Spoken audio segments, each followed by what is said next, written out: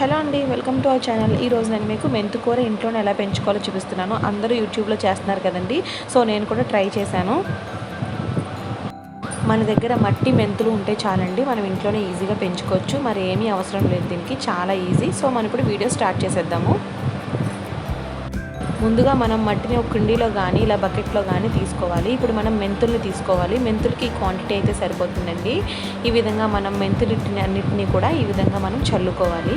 అంతా ఈవెన్గా పడేటట్టు చల్లుకోండి, ఒకే చోట కాకుండా ఈవెన్గా పడేటట్టు చల్లుకోండి. ఇప్పుడు మనం ఈ మెంతులన్నిటి మీద ఇలా మట్టిని వేసుకుని కవర్ చేసుకోవాలి. అంటే 1 ఇంచ్ వరకు మనం ఇలా మట్టిని వేసుకుని కవర్ చేసుకోవాలి.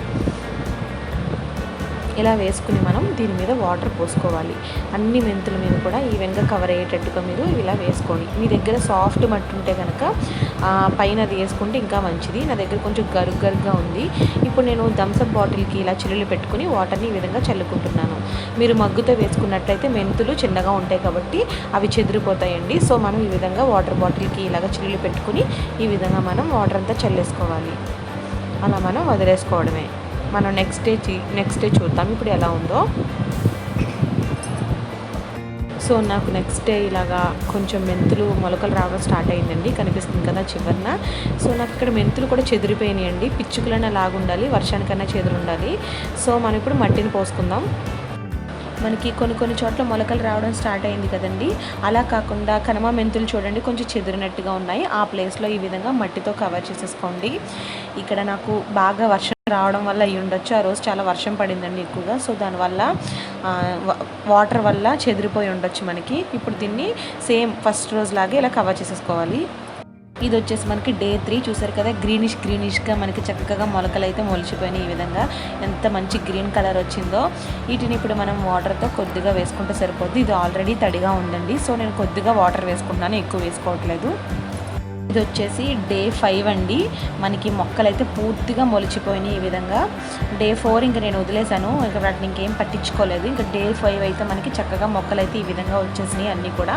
వీటిని కాస్తంత ఎదిగే వరకు ఉంచుకుంటే సరిపోతుందండి. ఈ విధంగా కొద్దిగా వాటర్ చల్లుకొని మనం, డ్రైగా ఉంది కదా వాటర్ చల్లుకుంటే సరిపోతుంది.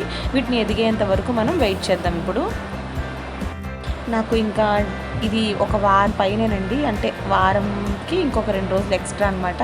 సో నాకు వారం ఇంకొక 2 రోజులు ఎక్స్ట్రా చూసినా కూడా నాకు ఇంతకు మించి అయితే పెరగలేదు. సో ఇంకా నేను కోసేసుకున్నాను అనమాట. ఈ విధంగా మీరు కోసుకునేటప్పుడు ఆకులన్నీ ఒకవైపు, వేర్లన్నీ ఒకవైపు వచ్చేటట్టుగా పెట్టుకోండి.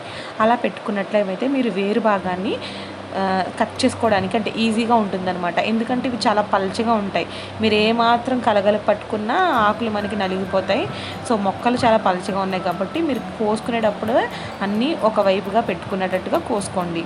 వీటిని ఈ విధంగా కోసుకొని ఆ వేరు భాగాన్ని కట్ చేసుకుని మనం ఏవైనా చేసుకోవచ్చు. అంటే కర్రీ చేసుకోవచ్చు, పప్పులో వేసుకోవచ్చు, ఫ్రై చేసుకోవచ్చు, చాలా రకాలుగా వండుకోవచ్చు అండి. మెంతికూర చాలా ఈజీగా అయిపోయింది కదా. మనం ఇంట్లో ఉన్న మెంతులతోటే మనం ఈజీగా ప్రిపేర్ చేసుకోవచ్చు, మనమే పెంచుకోవచ్చు. మనం పెంచుకున్న వాటిని తింటే ఆ థ్రిల్లే వేరేలా ఉంటుంది. సో మీరు కూడా తప్పకుండా ట్రై చేయండి. ట్రై చేసి నాకు కింద కామెంట్ చేయండి. ఈ విధంగా పెట్టుకోవాలి. ఇలా ఆకులన్నీ ఒకవైపుగా పెట్టుకుని ఆ వేరు భాగాన్ని కట్ చేసుకుని వండుకోండి. ఇక్కడ నేనైతే పప్పులో వేస్తున్నానండి. సో పచ్చిమిరపకాయలు, ఉల్లిపాయలు, టమాటాలు, మెంతి ఆకులు, మనం కోసుకున్న మెంతి మొక్కలు కూడా వేసుకుని, పసుపు వేసుకుని, వాటర్ పోసుకుని కుక్కర్ మూత పెట్టుకుని 3 విజిల్స్ వచ్చే వరకు ఉడికించుకోవాలి.